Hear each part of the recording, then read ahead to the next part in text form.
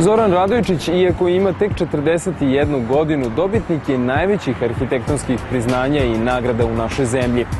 Postao je poznat kada je sa takođe veoma uglednim arhitektom mlađe generacije Dejanom Miljkovićem rekonstruisao Jugoslovensko dramsko pozorište. Danas Radojčić radi na jednom drugom projektu sličnih ili još većih razmera u oblasti kulture. Rekonstrukciji najveće institucije srpske pismenosti, Narodne biblioteke Srbije.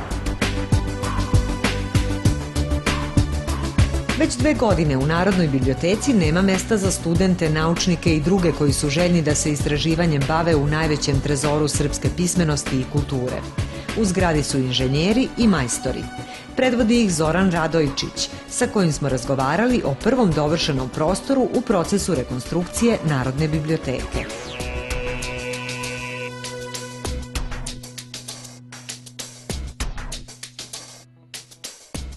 S jedne strane, ovaj objekat je najvišeg reda i zaštićen je kao kulturno dobro. Moram takođe da kažem da intervencija koju smo mi radili se odnosi na korisnički deo, odnosno konkursom je bio zahtevno na samo intervenciju u korisničkom delu, gde smo praktično intervenisali u holovima i čitaonici bez pokrivanja određenih funkcija koje takođe ova biblioteka sadrži.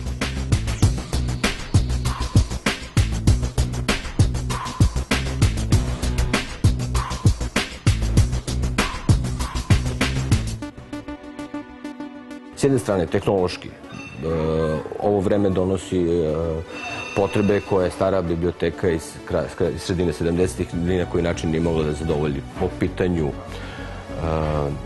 pristupa elektronskoj mreži, obradi podataka elektronskim putem i svega toga što nam nova tehnologija donosi. Isto tako, prateće instalacije su usled trajanja i veoma velike upotrebe ovog objekta bile,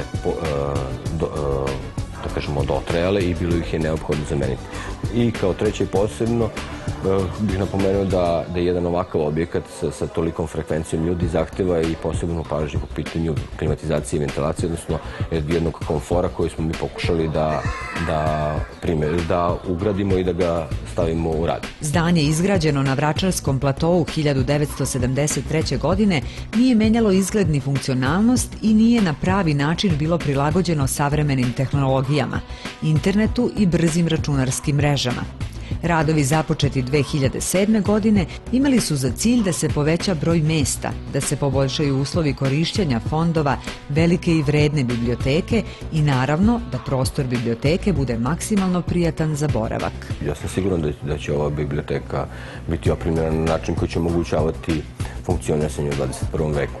Pored klimatizacije i ventilacije kao jednog okruženja u kome se boravi, imamo na svakom stolu priključak za kompjutersku mrežu, tako da možemo koristiti na samom tom radnom mestu materijale i literaturu koja nije samo sadržana u ovoj biblioteci, nego i u elektronskim fondovima te biblioteke, kao i u drugim evropskim bibliotekama ili svetskim bibliotekama putem interneta. Posle nekoliko probijenih rokova za završetak radova, zbog mnogo većeg stepena dotrajalosti instalacija i konstrukcije i složenih procedura za proširenje finansiranja i dozvola za nastavak radova, investitori iz Ministarstva kulture trenutno očekuju realizaciju kredita iz evropskih fondova.